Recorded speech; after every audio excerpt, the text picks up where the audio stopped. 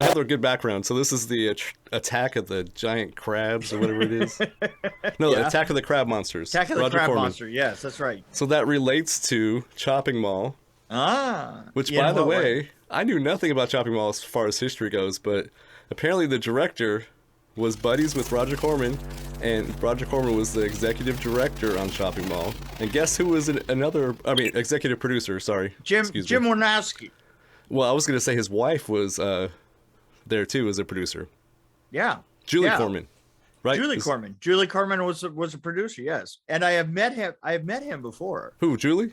No, Jim. Oh, really? Okay, cool. Yeah. And you've read Roger Corman before too, so this is kind of cool. Yeah. So there's a lot of connections. Well, the crazy thing is, okay, so I was looking at the trivia about this, just kind of getting background information, and one of the things said that the director went to lunch with Roger Corman before they made this movie, right? Yeah. And Roger Corman, after the lunch was over, well, so I guess on the way to lunch, the director bought a yellow notepad to take notes. Mm-hmm. Right. And so after lunch was over, Roger Corman was like, okay, forget everything you learned in film school. I'm going to tell you what to do and what not to do. And so he made a list of things to do and things not to do in movies.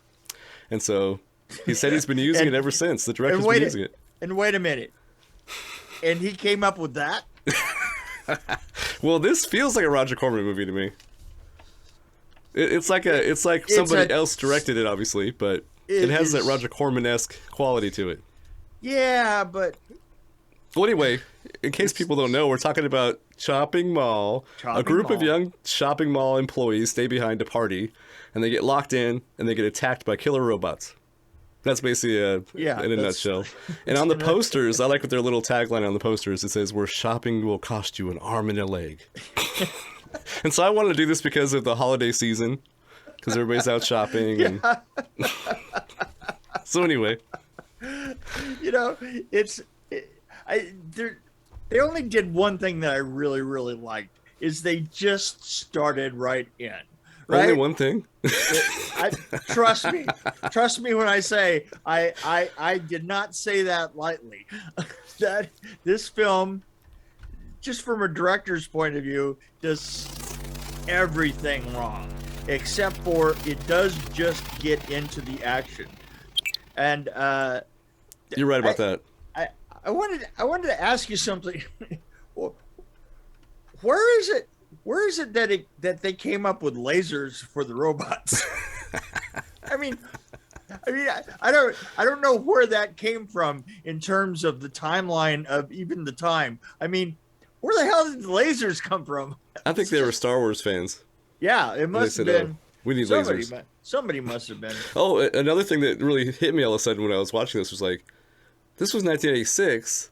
There's another robot movie that came out in 86. There's two movies that are about robots came out in 1986. The other one was Johnny Five. Remember? Short Circuit. I was trying to remember that. Right, and the parallels couldn't. Well, how did Johnny Five become a nice robot? He got struck by lightning. Yeah. How did these robots become killer robots? They get struck by lightning. Struck by lightning. Yeah, I've always liked that as a backup. That goes all the way back to Frankenstein, right? Yep. Getting struck by lightning can have widely varied effects on you. Well, Dick Miller too getting zapped. That was pretty cool. Yeah, I love the fact that obviously Dick Miller was one of the higher paid people that was there, and so therefore they killed him off immediately. He was one of the highest paid people with one of the most useless parts. Yeah. I'm the janitor. Bam. Oh. Well, no. Okay, one thing I think they got right about this too is that I enjoyed just watching these dumb people, these annoyingly dumb people, die. So it was kind of therapeutic for me in a way. I love the girl. I love that there are like such varied reactions to the shots of the robots, because the robots' lasers do everything from just barely winging somebody to literally blowing their head apart. Right? Those are my favorite shots, by the way. The blowing the head part thing was probably the most amazing thing. I mean, but otherwise, Jesus. Well, man. it was a very predictable movie, and it was obviously a B quality movie, I would say. Yeah, and you know what? I also have to say is the girl who wound up being the final girl. I was betting on the girl in the flannel. I was too, actually. Yeah, because she seemed to have like more together, right? And then when she got killed off, I was like, well, guy, I was literally left with going, well, which one of them is going to be the the final girl? Didn't expect that one, you know. No, I had the same thought you had. It was interesting how that worked out. Because that girl had some presence on screen. Oh yeah, you know, and this girl did not at all. And I thought it was, but I have to admit the whole thing with the paint, spilling the paint, and all this, that was just, yeah, that was it was pretty weird altogether. I thought it had everything you need in an 80s horror movie. Yeah, I mean, think about it. You had tits. Yeah, well, that was my number one thing I listed. Boobies. It always is. Bad decisions. Boobies. Bad dialogue. Yeah, no phones. Cheesy acting. So I think if you just get a bottle of wine and have some cheese with it. Some 80s cheese. Yeah, 80s cheese. So I actually kind of had fun watching it, just because it was so bad. But it was, it's funny because we saw a Jackie Chan movie not long ago, right? Yes. One of Jackie Chan's Police Story. And Police Story was not by any means a great film, but compared to this, well, the action was amazing in the Police Story, though. Yeah, it was. That's a big difference. But compared to this, it was Citizen Kane. You know, I mean, well, I've worked in a mall before. There's absolutely no way to get locked in a mall. Yeah, right. Yeah, I love the fact that they kept going up against safety doors. Yes. And hitting safety doors, and the safety doors are locked, and you're going, that's not even actually possible. I mean, yeah, no, it was. Yeah, those doors are really thin. It's like, and plus there's always another exit at the back usually. Yeah, It was actually filmed in a real mall. It was Sherman Oaks, and it was the same mall they used in Commando. Yeah, but it's the Sherman Oaks Mall that they filmed inside of it, and they had to do it at night. But all the outside shots are of the Beverly, of the one that's down in Los Angeles. Oh, really? Okay. Yeah. I wouldn't have known that. But yeah, well, they had to shoot this after the mall closed, and apparently they had to have no sign that they were there by 9 a.m. Yeah, I'm sure. So their budget must have been really low. Oh boy, I cannot tell you how many times I've been there. You know, really, where you have to clean up everything. Oh yeah. Oh my man. God. You know, where you literally. I used to hire crews to come in like a couple of hours before you wrapped and start cleaning up, right? You know, wow. Because nothing can get more exhausting than trying to clean up that thoroughly at the end of the day. I couldn't imagine. You need new eyes on it, you know. Oh, somebody left some robot blood here. Yeah, everywhere. blood everywhere. And most of and boy, an awful lot of that blood stains terribly. Yes. And one of the things that we used to do is we used to come in and we would go to any area that was likely going to have blood on it, and we would take anti-graffiti paint and spray it down with anti-graffiti paint. And the nice thing about anti-graffiti paint is that you can put it on and you can just literally put it on almost anything, and it just doesn't leave any indication that it's there. Oh. Right? But if they go to paint that wall later on, they can't. Oh, that's funny. Whatever color it is, it's going to be that color forever. Wow. Huh. Well, this also I have a lot of little tidbits because I found like a few things that I thought were interesting. Yeah. Like it was released as Killbots apparently. The original title was Killbots. Right. But I guess they thought that was too close to the Transformers, and the poster looked like it could be a cartoon. Yeah. so they changed the name because they thought that was the reason why people were coming to see it. Yeah. But apparently it did well enough in the box office that they actually talked about doing a sequel to this one, which would have been really interesting. I think they should do a sequel now and do it in a mall that's closed down and been out of business for years. Like, one of those malls that's just kind of growing over right now. Yeah. They should do a remake with the same characters. Yeah. And have one of the robots come out of the weeds like, it's still here. I don't know. I thought the Roger Corman connection was the most interesting. They had all these hints about Roger Corman in the movie, and I was like, what's going on? Because they had the Attack of the Crab Monsters. They were watching the movie. Yeah. And then in the mall, there was a place called Little Shop of Pets. Little Shop. Yeah, Little Shop of Pets. I noticed that. I did. So when I started looking at IMDb, I'm like, oh, there's all these Roger Corman connections. And I'm like, oh, he was a producer on it. So there you go. But he was uncredited originally, apparently. So. Yeah. Well,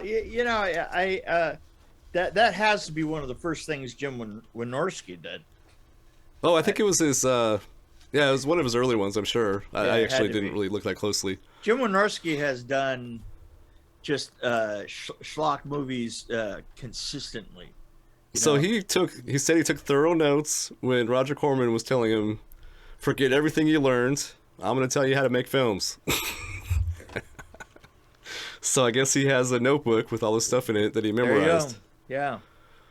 But he's done. He's pretty much done. Well, he did Cobra Gator, Bigfoot or Bust. Yeah, I was going to say Scared Topless. Oh my God. That notebook's worth at least $6 today. I think I've been scared topless before. But you got to remember, these are his most recent stuff. That's his most recent stuff? Yeah, that's like stuff from 2015, 2020. Yeah, well, it's been that way for a long time. But this was his second movie after looks like The Lost Empire was his first one, and then Death Stalker 2 was his second one, and Big Mama 2. Yeah, so a string of hits. No, so I think Return of the Swamp Thing. It almost looks like when you look at his early movies, he's trying to be Roger Corman. Yeah, no, there's no doubt about it that he's one of those guys, and he writes a lot of that, a lot of them, and probably in his bathroom during the weekend. Well, who doesn't write movies in the bathroom? Yeah, like the whole thing in one weekend in the bathroom. Yeah, pretty much. I can see it. I can totally see it. Well, he wrote the screenplay to Screwballs. I mean, that's like Shakespeare right there. Yeah, comparatively, yes, absolutely. Yeah, no, it is so funny that the whole thing had such a schlocky feel, and it's just interesting. Julie Corman was it was Julie Corman, right?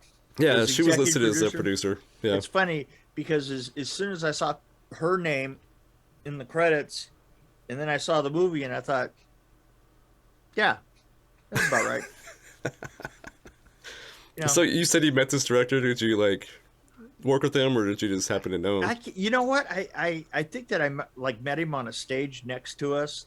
It's the way you meet a lot of people in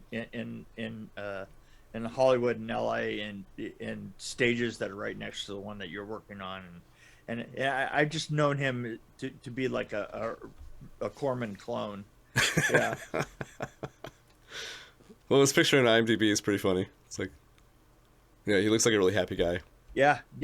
No, he was a really happy guy. I mean, he was living the schlock dream. Well, apparently he still is. Looks like. Yeah, there you go. I mean, his most recent one came out in 2022. Is Giantist Battle Attack.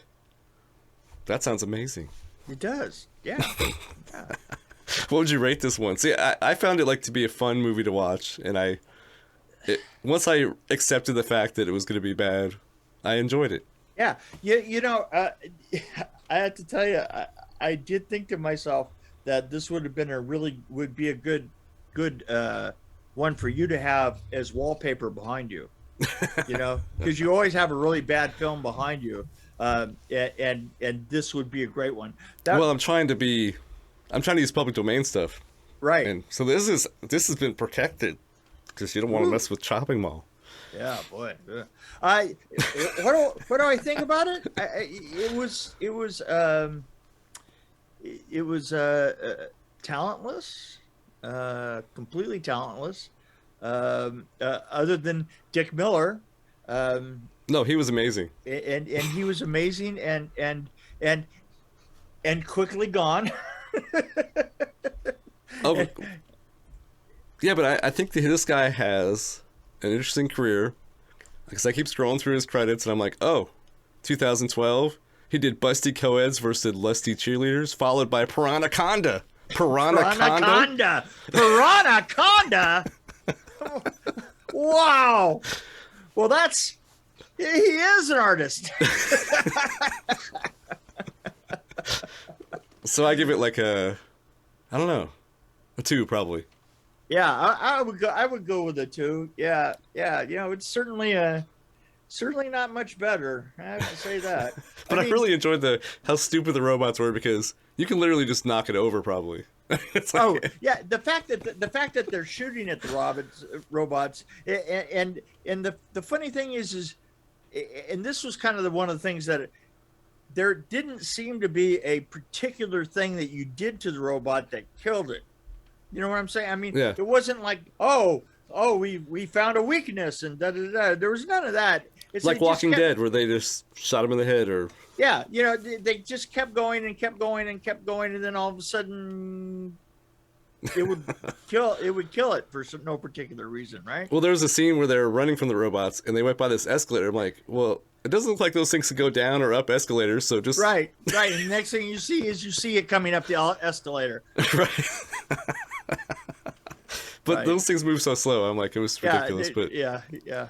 But no, Dick, it's all worth it to see Dick get zapped. Yes. Dick Miller getting killed. Dick Miller. I should be specific when I say Dick. You should be very specific. Dick Miller. He's one of my favorite actors. He's been in a lot of stuff. It's because not every Dick is the same. And you have a connection with Dick Miller because I know I've seen him in Tales from the Dark Side at some point. Yeah. So, no, I remember him from way back in the day. So, yeah. So that's I mean the thing is nothing happens outside of the absolute bare minimum of what you would expect, and I think that because of that the thing is I figure if you have absolutely no money at all, that at least you could do something halfway interesting because there isn't anybody looking over your shoulder. To say, wow, you're that's a bold choice. Well, this is his second movie, and I'm sure he was stressed out about, I gotta get these shots in before the mall opens. I gotta clean up. Yeah, well, true enough. And Corman, I'm sure Corman said, you could use any set you want. Just make sure you just, just put it back the way it is. To just put the camera here and have the robots go past it on the right and then go past it on the left and then and you got all your robot stuff right there. Right. Just spend one night doing robot shots. That's right. One night doing robots. Well, apparently they had 2 extra robots on hand in case the 3 main robots that got injured during the action scenes. They had 2 extra ones on hand. Wow, I mean that's kind of big budget if you think about it. Woohoo! I mean, if I was doing a movie like this, I'd probably have 1 robot to work with. I worked on a film called Livewire. Oh, really? Which was like little rolling robots that God, I can't hear. Actually, I should say in all honesty, I had no idea what the robots did, right? All I know is that I showed up on set and I was working with Peter Chesney and Chesney was like had like made them all radio controlled, right? And we were supposed to use them with radio control on the set and it never worked right, and for some reason the RC units that we had were getting receiving radio control from like everywhere in the planet, and you know, it's like the robot's supposed to just burn like this, and AD man comes up to me and he goes, "Well, what can you do about it?" I go, "Well, you know, I could just get a piece of wire, drag it across the screen." And so I did that for 2 days. And Peter Chesney, when he found out, he was so pissed. Really? He was like, "You did what?" It was too practical?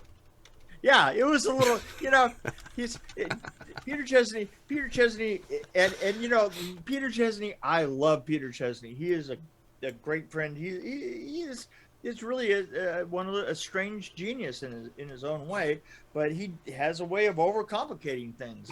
And then you know Mick's got a way of oversimplifying things.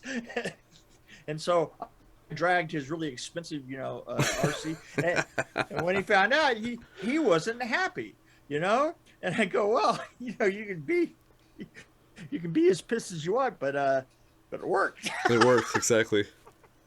So and besides that, you know, the film came out being called Livewire, so that's exactly what we used, live wires. Oh, that's funny. Yeah.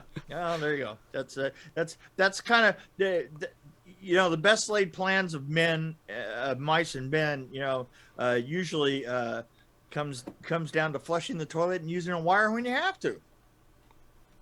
Well, I have to say, when I was working on Blade, right, we had all these pumps hooked up for the shower sequence, right? We had all the pumps hooked up, and we kind of dummied the system down as we eventually came down to like having one person on each pump. There were 3 huge pumps, right?